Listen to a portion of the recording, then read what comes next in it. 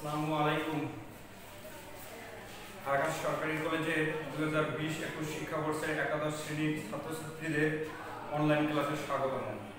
আমি মোহাম্মদ জামি মিয়া, প্রভাষক, সমাজ বিজ্ঞান বিভাগ, ঢাকা সরকারি কলেজ, কাউনিয়া রংপুর।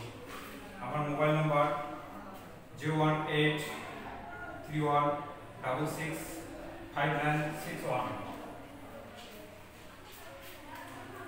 এই করোনাকালীন সময়ে যেহেতু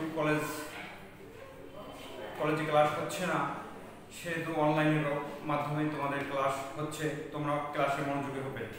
সর্বপ্রথম তোমাদের বই কেনা প্রয়োজন, তার কারণ আমরা অনলাইনে ক্লাস করবো, আবার বই না পড়লে তোমরা বুঝতে পারবে না। এর জন্য তোমরা বই কিনবা। আমি তোমাদের 2-3টা বইয়ের নাম বলছি। একটি হচ্ছে সমাজবিজ্ঞান প্রথম ও দ্বিতীয় পত্র, লেকচার পাবলিকেশন, লেখকের নাম হচ্ছে ডক্টর আব্দুল মালিক সরকার। আরেকটি বইয়ের নাম হচ্ছে মেট্রোপলিস লাইব্রেরি, প্রকাশনীর নাম মেট্রোপলিস লাইব্রেরি, আর লেখক ডক্টর নেহাল করিম। আরেকটি বইয়ের নাম হচ্ছে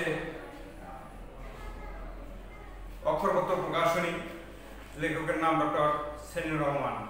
তোমাদের আমি মোটামুটি 3টি বইয়ের নাম বাজারে, এছাড়াও আরো অন্যান্য বই আছে। এই 3টা আমার কাছে ভালো মনে হয়েছে। তোমরা কমপক্ষে 2-3টা বই কিনবা, তার কারণ একটা বইয়ে আলোচনা এক এক রকম দেওয়া আছে, তাহলে তোমরা ভালো বুঝতে পারবা।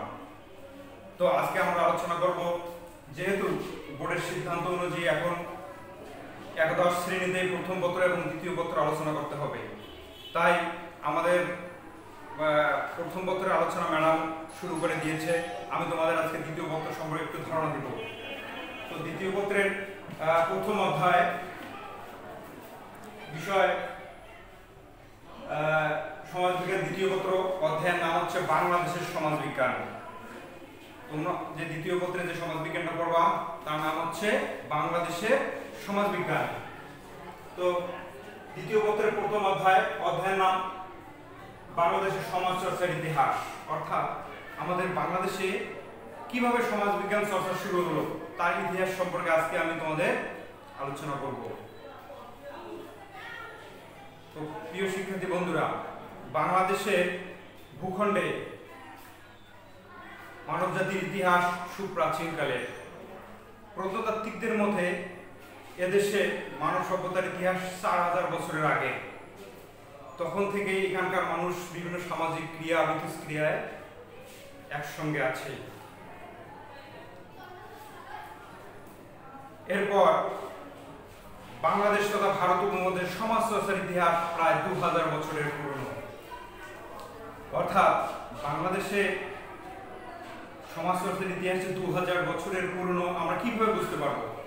তাহলে আমাদের অবশ্যই সেই সময়কার লেখকদের বই পুস্তক লেখনী থেকে আমরা জানতে পারবো যে বাংলাদেশ তথা ভারত উপমহাদেশের সমাজ চর্চার ইতিহাস 2000 বছরের পুরনো। তাহলে 2000 বছর পুরনো যেহেতু, আমরা তৎকালীন সময়ে একজন লেখক কৌটিল্য নাম, মৌর্য বংশের, তার লেখা বইটির নাম হচ্ছে অর্থশাস্ত্র। সে বইটি পড়লে আমরা তৎকালীন সমাজ ব্যবস্থা সম্পর্কে জানতে পারবো। এরপর আর একজন লেখক বাৎসায়ন, মৌর্য যুগের লেখক তিনি, তার লেখা বইটির নাম হচ্ছে কামসূত্র। সে বইটি পড়লে আমরা তৎকালীন পরিবার, তৎকালীন বিবাহ, পারিবারিক ও সামাজিক জীবন সম্পর্কে জানতে পারবো। এরপর আর একজন লেখক পারস্য থেকে এবং ভারত উপমহাদেশে আসছিলেন জ্ঞান বিজ্ঞান এবং দর্শন চর্চার জন্য, তার নাম হচ্ছে আল বিরুনি। তার লেখা বইটির নাম হচ্ছে ভারত তত্ত্ব। তিনি এসে ভারত উপমহাদেশের হিন্দু সমাজের জীবন বৈচিত্র্য দেখে তিনি একটি বই লেখেন, বইটির নাম হচ্ছে ভারত তত্ত্ব।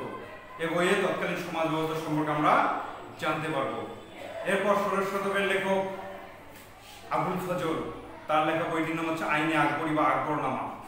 সে আকবরনামা গ্রন্থ আমরা পড়লেই তৎকালীন ভারতের সমাজ ব্যবস্থা সম্পর্কে আমরা জানতে পারবো। এরপরেই 1757 সাল, অর্থাৎ পলাশীর যুদ্ধ। পলাশীর যুদ্ধে নবাব সিরাজউদ্দৌলার শোচনীয় পরাজয় হলে বাংলায় ইংরেজ শাসনের গোড়াপত্তন হয়। আর ইংরেজরা শুধু শাসন করে না, আমাদের শোষণও করে। ইংরেজ শাসন আমলেও আমাদের সমাজ ব্যবস্থা আমূল পরিবর্তন আসে। আবার যেমন হিন্দু বিধবা বিবাহ বৈধকরণ, সতীদাহ প্রথা বিলোপ ইত্যাদি সমাজে অনেক ক্ষেত্রে পরিবর্তন সাধিত হয়। এছাড়াও সেই সময়কার ভারত উপমহাদেশে অর্থনৈতিক ক্ষেত্রে, শিক্ষা ক্ষেত্রে, সামাজিক পরিবর্তনের ক্ষেত্রে, উৎপাদন ক্ষেত্রে ব্যাপক পরিবর্তন সাধিত হয়। অধ্যাপক একে নাজমুল করিম তার the changing society in India, Pakistan and Bangladesh গ্রন্থে তা বিস্তারিত আলোচনা করেছেন। এরপর 1850-এর দশকে ইংরেজরা ভারত উপমহাদেশে 3টি বিশ্ববিদ্যালয় স্থাপন করেন, কলকাতা, বোম্বে এবং মাদ্রাজে। 1857 সালে কলকাতা বিশ্ববিদ্যালয় প্রতিষ্ঠা হলে 1917 সালে কলকাতা বিশ্ববিদ্যালয় সমাজবিজ্ঞান অনার্স কোর্স চালু হয়। আর কলকাতা বিশ্ববিদ্যালয় অনার্স কোর্স চালু হলে বাংলায় সমাজবিজ্ঞান চর্চার ক্ষেত্র রচিত হয়। এরপর 1921 সালে ঢাকা বিশ্ববিদ্যালয় প্রতিষ্ঠা হয়। 1921 সালে ঢাকা বিশ্ববিদ্যালয় প্রতিষ্ঠার পর 1925-26 খ্রিস্টাব্দে দর্শন শাস্ত্রের সঙ্গে সমাজবিজ্ঞান সহপাঠী হিসেবে পড়ানো হতো। এরপর 40-এর দশক অর্থাৎ 1938 সালে রাষ্ট্রবিজ্ঞান অনার্স কোর্স ঢাকা বিশ্ববিদ্যালয়ে রাষ্ট্রবিজ্ঞান অনার্স কোর্সের সঙ্গে সমাজবিজ্ঞান সহশিক্ষা হিসেবে পাঠ করা হয়। এরপর হচ্ছে 1950-এর দশক, জাতিসংঘের ইউনেস্কো প্রতিনিধি মিশন বাংলাদেশে আসে। তার নেতৃত্বে ছিলেন ফরাসি নৃবিজ্ঞানী ক্লড লেভি-স্ট্রস। তিনি বাংলাদেশে এসে তার দল মিশন পার্বত্য চট্টগ্রাম অঞ্চল পর্যবেক্ষণ করেন। পার্বত্য চট্টগ্রাম অঞ্চলে তারা ঘুরে বিভিন্ন ক্ষুদ্র নৃগোষ্ঠী অর্থাৎ উপজাতির জীবন বৈচিত্র্য দেখে তিনি আবির্ভূত হন এবং আপ্লুত হন। তিনি বলেন, বাংলাদেশের সমাজচর্চা ব্যাপক ক্ষেত্র রয়েছে, বাংলাদেশকে সমাজবিজ্ঞানের সর্বস্বরূপ বলা যেতে পারে, কিন্তু এদেশে সমাজবিজ্ঞান অনার্স কোর্স চালু নেই। তিনি এই বিষয়টি ঢাকা বিশ্ববিদ্যালয়ে কয়েকজন শিক্ষকের সঙ্গে মত বিনিময় করলে ঢাকা বিশ্ববিদ্যালয়ের শিক্ষকদের অনুরোধে এবং তার প্রচেষ্টায় পরবর্তীতে 1957-58 শিক্ষাবর্ষে ইউনেস্কো এবং ঢাকা বিশ্ববিদ্যালয়ের যৌথ উদ্যোগে ঢাকা বিশ্ববিদ্যালয়ের সমাজবিজ্ঞান অনার্স কোর্স চালু হয়। অর্থাৎ 1957 সালে প্রথম ঢাকা বিশ্ববিদ্যালয়ের সমাজবিজ্ঞান অনার্স কোর্স চালু হয়। সমাজবিজ্ঞানের অনার্স কোর্স চালু হলে ঢাকা বিশ্ববিদ্যালয়ে তখন শিক্ষক ছিল না সমাজবিজ্ঞানের, না থাকার কারণে ফরাসি নৃবিজ্ঞানী আরেকজন নৃবিজ্ঞানী নাম হচ্ছেন ডক্টর ফেরি বেসেনি, তিনি ঢাকা বিশ্ববিদ্যালয়ের সর্বপ্রথম সমাজবিজ্ঞানের চেয়ারম্যান নিযুক্ত হন। তারপর পরপর 6 জন সমাজবিজ্ঞানের বিদেশি চেয়ারম্যান সমাজবিজ্ঞানের দায়িত্ব পালন করেন। তৎকালীন সময়ে বাংলাদেশের রাষ্ট্রবিজ্ঞান বিভাগের অধ্যাপক একে নাজমুল করিম বিদেশি গিয়ে সমাজবিজ্ঞানের উপর উচ্চতর ডিগ্রি অর্জন করে দেশে ফিরলে তাকে সমাজবিজ্ঞানের প্রথম চেয়ারম্যান নিযুক্ত করা হয়। তিনি সমাজবিজ্ঞানের চেয়ারম্যান থাকা অবস্থায় এদেশে সমাজবিজ্ঞান বিস্তারে ব্যাপকভাবে কাজ শুরু করেন। তার প্রচেষ্টা পরবর্তীতে রাজশাহী বিশ্ববিদ্যালয়, চট্টগ্রাম বিশ্ববিদ্যালয়ে সমাজবিজ্ঞান অনার্স কোর্স চালু হয়। এরপর পরবর্তী সময়ে উচ্চ মাধ্যমিক পর্যায়ে বিভিন্ন কলেজে বিভিন্ন বোর্ডের মাধ্যমে সমাজবিজ্ঞান পড়ানো শুরু হয়। পরবর্তীতে জাতীয় বিশ্ববিদ্যালয়ের মাধ্যমে সমাজবিজ্ঞানে অনার্স কোর্স, স্নাতক পর্যায়ে এবং স্নাতকোত্তর ডিগ্রি ব্যবস্থা করা হয়। এভাবেই বাংলাদেশের সমাজবিজ্ঞানে বিস্তৃতি লাভ ঘটে।